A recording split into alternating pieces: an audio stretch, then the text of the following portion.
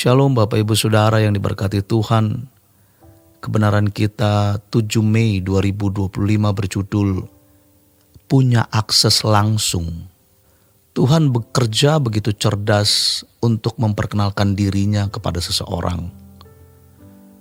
Kalau seseorang belajar mengenai seseorang, maka segala seluk-beluk orang tersebut, kapan lahir, bagaimana dibesarkan, asal-usul keluarga dan lain-lain akan dia pelajari. Tapi hal itu tidak ada artinya jika dibandingkan dengan orang yang selalu ada di sampingnya. Namun dalam kaitan relasi dengan manusia bisa tidak berdampak banyak atau mungkin tidak berdampak apa-apa. Tapi kalau urusan dengan Tuhan, dampaknya luar biasa. Namun masalahnya adalah, mengapa banyak orang tidak sungguh-sungguh mengalami Tuhan, tidak memiliki perjumpaan dengan Tuhan? Hal ini terjadi karena keberagamaan sering mengunci kehidupan umat lewat adanya dominasi tokoh. Seakan-akan hanya tokoh ini yang bisa menjadi perantara antara umat dan Allah. Memang saat di zaman perjanjian lama atau sebelum zaman penggenapan, umat tidak bisa langsung ketemu Allah karena tidak ada atau belum ada akses. Tetapi di zaman perjanjian baru, darah Yesus ditumpahkan sehingga semua kita bisa dibenarkan atau dianggap benar, sehingga bisa bersentuhan dengan Allah karena Roh Kudus dimateraikan di dalam diri kita. Tubuh kita menjadi bait Allah. Tentu bait Allah punya ruangan Maha Kudus, dan di ruang Maha Kudus itu pula lah ada perjumpaan antara pribadi kita dengan pribadi Allah. Dan sebagaimana mestinya koneksi atau relasi ini tidak ada blank spotnya, tidak ada on off-nya, sehingga selalu terjadi atau selalu berlangsung. Tetapi kalau dikunci dengan kalimat Tuhan itu misteri, dan yang memiliki karunia khusus berhadapan dengan Allah itu hanya pendeta, itu pekerjaan setan untuk membuat orang menjadi bodoh. Mengerikan kalau suatu hari saat kita tidak bisa ditemani siapapun, tetapi hanya bisa ditemani oleh Tuhan, dan ternyata kita tidak punya relasi dengan Tuhan. Betapa mengerikannya keadaan itu. Semua itu kita miliki hak untuk punya akses langsung dengan Allah, Pencipta langit dan bumi, melalui putranya Tuhan Yesus Kristus. Yesus berkata, "Akulah jalan." Ia menjadi jalan, yang bahasa Yunaninya hodos. Kita menuju Bapa.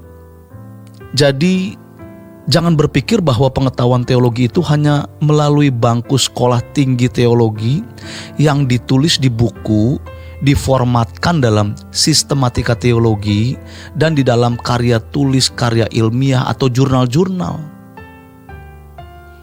Allah yang hidup bisa kita temui, apalagi Tuhan yang berkata, "Aku menyertai kamu selalu." Lalu mengapa kita tidak ngotot menemukan Tuhan? Kalau seorang pria membutuhkan atau mengingini jodoh, atau sebaliknya seorang wanita mengingini jodoh, kemanapun rasanya dikejar atau diburu. Kalau orang ingin punya uang, apapun dilakukan. Bekerja sampai kurang tidur, tidak apa-apa. Pergi kemanapun dilakukan agar mendapatkan uang. Kenapa untuk Tuhan kita tidak memiliki dinamika apapun? Nanti giliran kita tidak bisa ditemani siapapun, baru kita memanggil Tuhan. Itu kecurangan. Dan Tuhan akan berkata, aku tidak kenal kamu. Maka jangan kita hanya setuju-setuju saja apa yang kita baca ini, namun kita juga harus memiliki langkah-langkah konkret untuk mengisi hari hidup kita. Dan ingat, betapa berharganya waktu yang kita miliki ini. Jadi jangan kita sampai kehilangan momentum atau kesempatan. Kalau hari ini kita meninggal, apakah kita yakin kalau kita itu dikenal Tuhan? Buktinya apa? Kalau kita masih takut mati dan tidak punya kerinduan bertemu dengan Tuhan, itu sebenarnya ciri bahwa kita memang tidak kenal Tuhan, apalagi dekat. Lalu setelah mati, mau sok-sokan dekat, mau sok-sokan akrab, tidak bisa. Kenapa kita tidak serius mencari Tuhan? Jangan mengisi waktu sia-sia. Sediakan waktu minimal 30 menit untuk menghadap Tuhan setiap hari. Sama seperti kalau kita ingin punya keahlian, maka kita harus ikut kursus, bahkan berapapun kita bayar. Namun mengapa untuk Tuhan kita tidak memiliki perhatian seperti itu?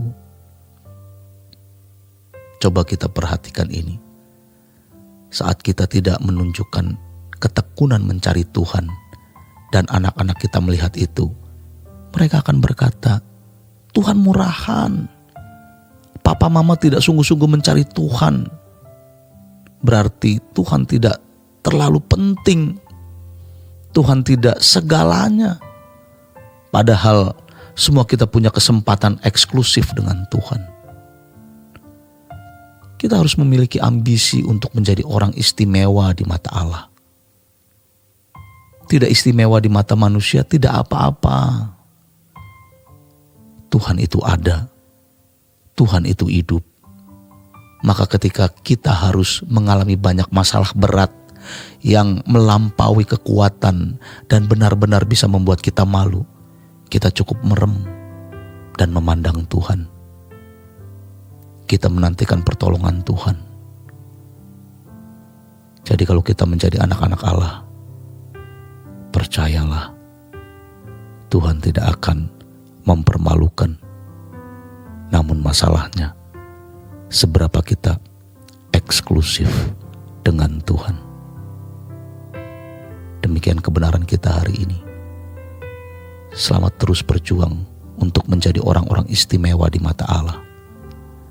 Tuhan Yesus memberkati. Sola Gracia.